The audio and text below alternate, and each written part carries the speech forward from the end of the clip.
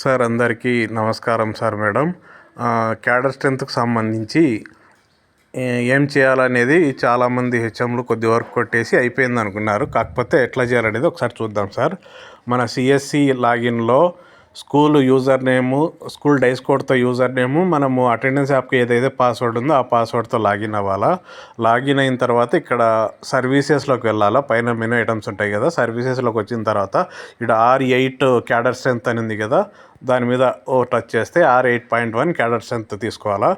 తీసుకున్న తర్వాత ఇక్కడ యాక్చువల్గా మనము టీచర్స్ సబ్మిట్ చేసి ఉంటారు కదా స్టాఫ్ డీటెయిల్స్, అవి ఇక్కడికి వచ్చేసి ఉంటాయి. మన స్కూల్లో ఎంతమంది టీచర్స్ ఉన్నారో అంతమంది సబ్మిట్ చేసి ఉంటారు కదా, వాళ్ళవి ఇక్కడ వస్తాయి.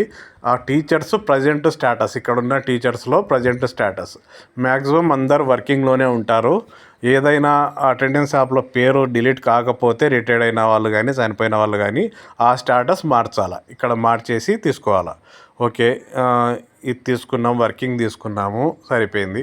తీసుకున్న తర్వాత అందరూ ఒకసారి చెక్ చేసుకోవాలా. చెక్ చేసుకున్న తర్వాత కన్ఫామ్ కొట్టేస్తే ఇక్కడున్న టీచర్ డీటెయిల్స్ మాత్రమే కన్ఫామ్ అయిపోతాయి.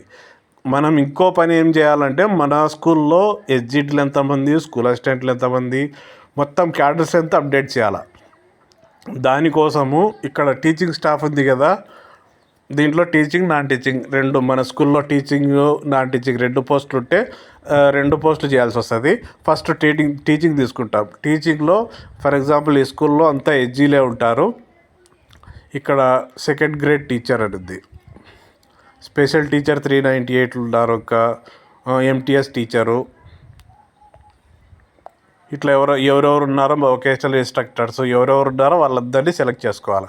ఈ స్కూల్లో ఓన్లీ సెకండ్ గ్రేడ్ టీచర్సే ఉన్నారు కాబట్టి సెకండ్ గ్రేడ్ టీచర్ తీసుకుంటారు. మళ్ళీ ఇక్కడ సెకండ్ గ్రేడ్ టీచర్లో లాంగ్వేజ్ కూడా ఉన్నాయి చూడండి జాగ్రత్తగా. Second grade teacher Telugu, Urdu మనకు ఎక్కువ ఉండేది, తెలుగు తీసుకుంటారు. తీసుకున్న తర్వాత మీడియం, మన school medium Telugu, nature of appointment. ఇప్పుడు ఎంటీఎస్ టీచర్ తీసుకున్నామంటే ఇక్కడ కాంట్రాక్ట్ తీసుకుంటాము. రెగ్యులర్ టీచర్ ఉంటే రెగ్యులర్ టీచరు. అట్లే మన లిస్ట్లో ఎవరన్నా part time teachers, guest teachers ఉంటే వాళ్ళని పెట్టేస్తాము.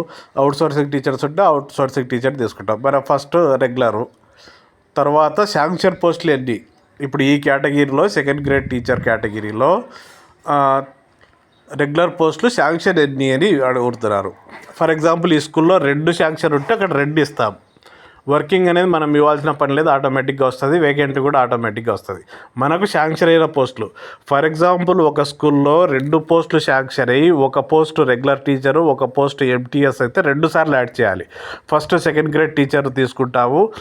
ఆ స్కూల్లో యాక్చువల్గా ఎస్జీలు 2 శాంక్షను, కాకపోతే రెగ్యులర్ ఒకరు పని చేస్తున్నారు, ఎంటీఎస్ ఒకరు పని చేస్తుంటే ఒకరు అని చెప్పేసి యాడ్ కొట్టేయాలి. యాడ్ కొట్టేస్తే కింద యాడ్ అవుతుంది. అట్లే ఎంటీఎస్ ఉన్నారనుకోండి, ఇక్కడ ఎంటీఎస్ తీసుకోవాలి. MTS teacher medium Telugu, okay. వీళ్ళు ఎంటీఎస్ టీచర్స్ కాంట్రాక్ట్ కాబట్టి కాంట్రాక్ట్ తీసుకోవాలా. ఇక్కడ శాంక్షన్ 1 అని చెప్పేసి యాడ్ చేయాలి. యాడ్ చేస్తే కింద ఇక్కడ యాడ్ అవుతుంది.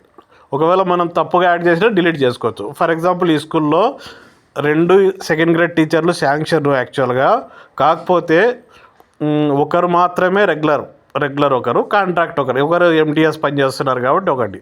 టోటల్గా 2 శాంక్షన్ పోస్టులు, అందులో వర్కింగ్ 1 పని చేస్తున్నారు. ఇవి ఆటోమేటిక్గా వచ్చేస్తాయి. మనం ఇక్కడ శాంక్షన్ మాత్రమే ఇవ్వాలి. అది ఒకసారి చూసుకోండి.